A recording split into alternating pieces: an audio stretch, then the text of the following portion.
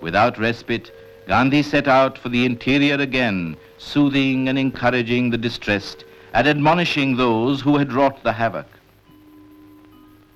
In city and village, he chastised the majority and preached repentance and restitution.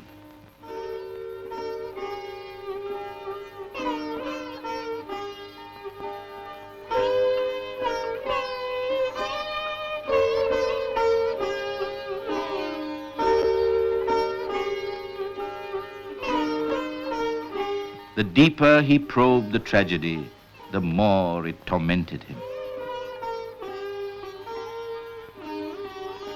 As he moved into the afflicted areas, a new force moved the people, and they were rejuvenated. Gandhi was led through the ruins where humanity had been uprooted.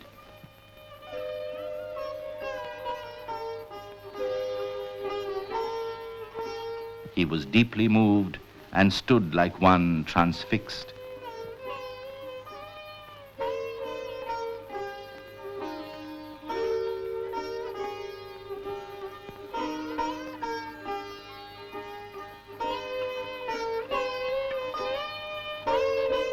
He roamed and gave a message of courage to the victims.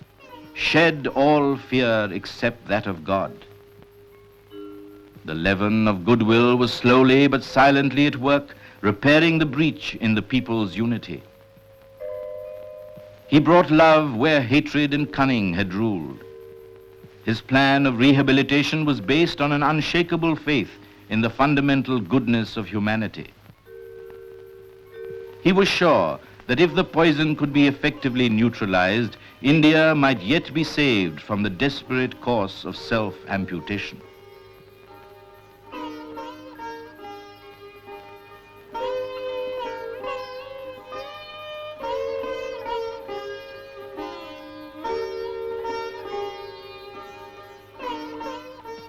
At the gathering for the evening prayers, the villagers swarmed to hear Gandhi.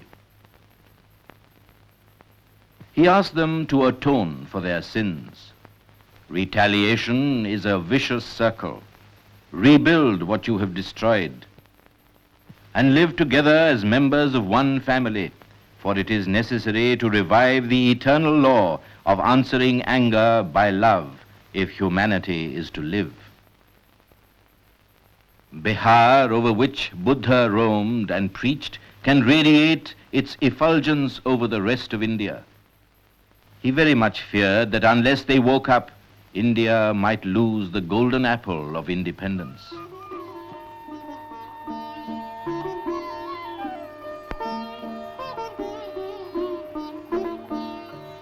While Gandhi's mind was full of the dark implications of the madness which had wrought desolation and destruction in Bihar, he received an invitation from Lord Mountbatten, the new Viceroy of India, to meet him.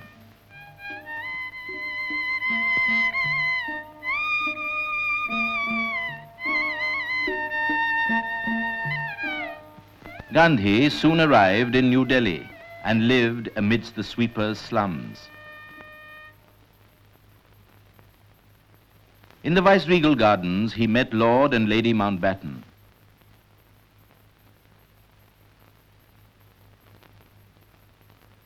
The Viceroy declared that his mission was to transfer power to Indian hands. Gandhi made it clear that he was opposed to any division of India.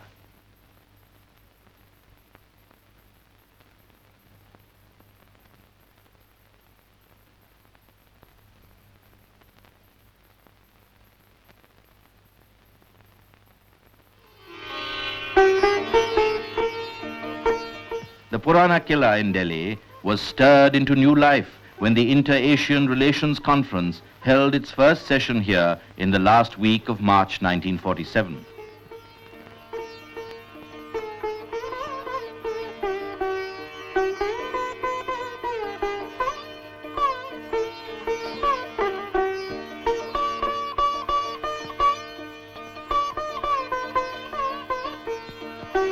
It was an impressive gathering symbolizing the political renaissance of Asia, bringing together nearly 250 delegates from 22 Asian countries.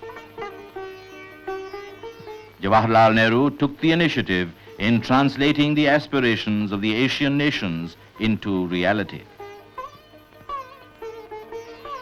The urge for equality and his ideal of one world provided the main theme for his inaugural address. Friends and fellow Asians, we have arrived at a stage in human affairs when the ideal of that one world and some kind of a world federation seems to be essential. We should work for that ideal and not for any grouping which comes in the way of this larger world group. But in order to have one world, we must also in Asia think of the countries of Asia cooperating together for that larger ideal. We think today of the great architects of Asian freedom whose labors have borne fruit. We think also of that great figure whose labors and whose inspiration have brought India to the threshold of her independence. Mahatma Gandhi.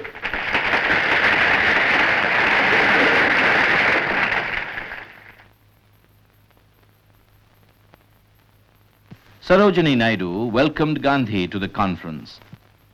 And now I am going to request the father of our nation,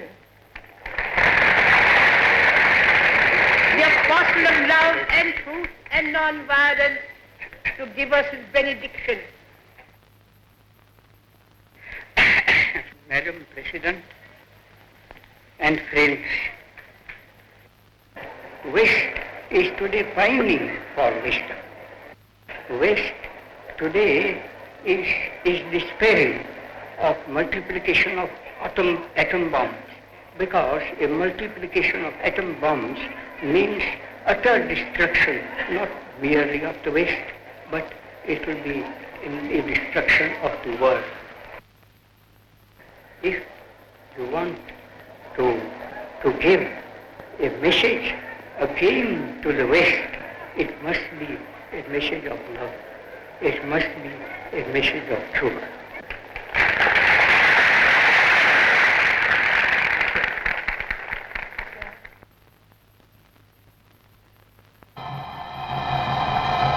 The terrible pendulum of violence was swinging wider and wider.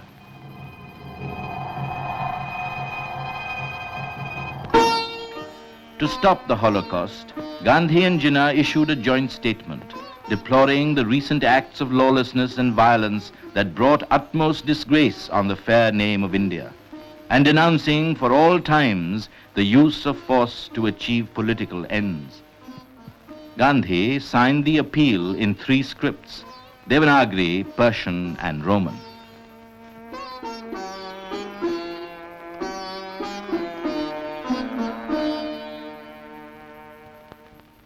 At a prayer meeting stressing the equality of all religions, Gandhi observed, "I believe in the message of truth delivered by all the religious teachers of the world.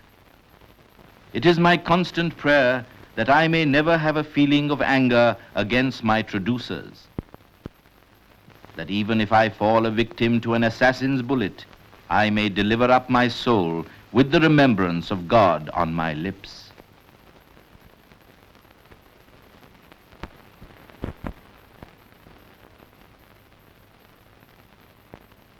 In a fresh effort to avert the vivisection of India, Gandhi wrote to Mountbatten, "It would be a blunder for the British to be a party in any way to the division of India. If it has to come, let it come after the British withdrawal. If you are not to leave a legacy of chaos behind, leave the government of the whole of India to a party of your choice." The impending division of India was a deep source of agony to Gandhi's tormented soul. Ploughing his lonely furrow, he mused in a low tone, "Let posterity know that Gandhi was not a party to India's vivisection. He remained on the periphery during the last stage of the negotiations.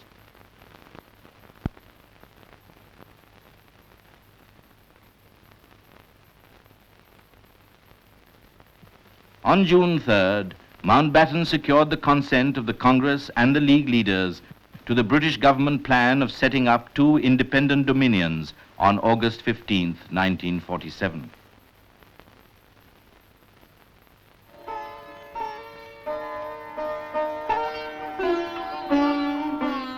The Congress Working Committee disliked the partition of India, but it could not let India bleed continuously, and accepted the plan. An emergency meeting of the All India Congress Committee was convened on June 14th to ratify the decision to establish a strong government and arrest chaos.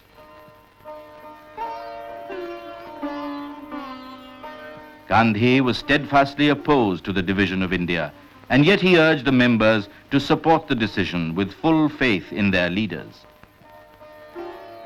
Appealing for communal unity, he said, the plan puts both Hinduism and Islam on trial, and concluded, make India a land where there will be no discrimination and no inequalities. The Working Committee resolution was adopted, 157 voting for and 29 against.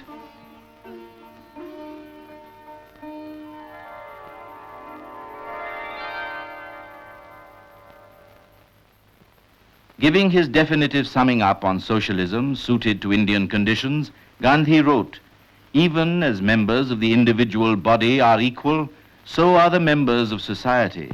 This is socialism. He stressed its purity. Truth and ahimsa must incarnate in socialism, which is as pure as crystal and requires crystal-like men to achieve it.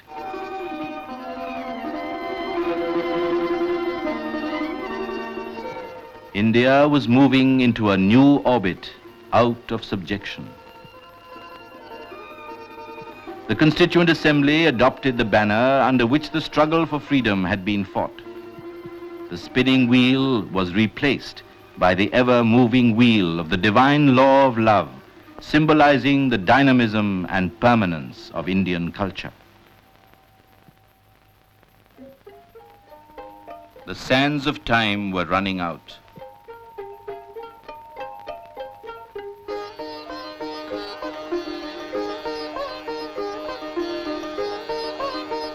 While the work of partition was proceeding at breakneck speed, Gandhi was in Calcutta dispelling hate with love.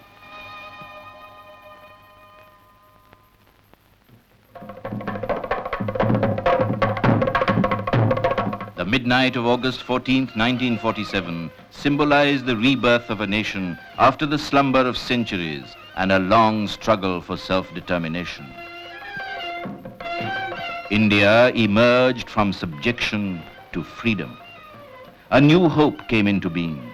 A long-cherished vision materialized as the ancient land took its rightful place in the community of the world.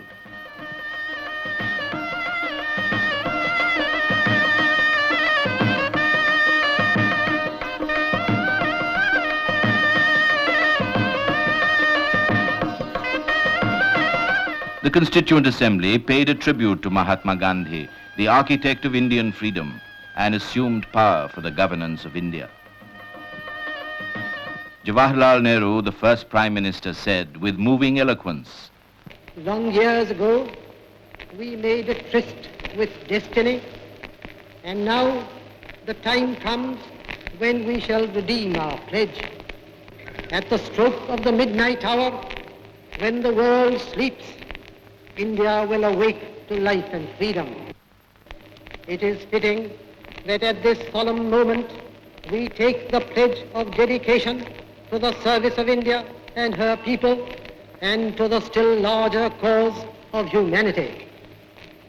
The ambition of the greatest man of our generation has been to wipe every tear from every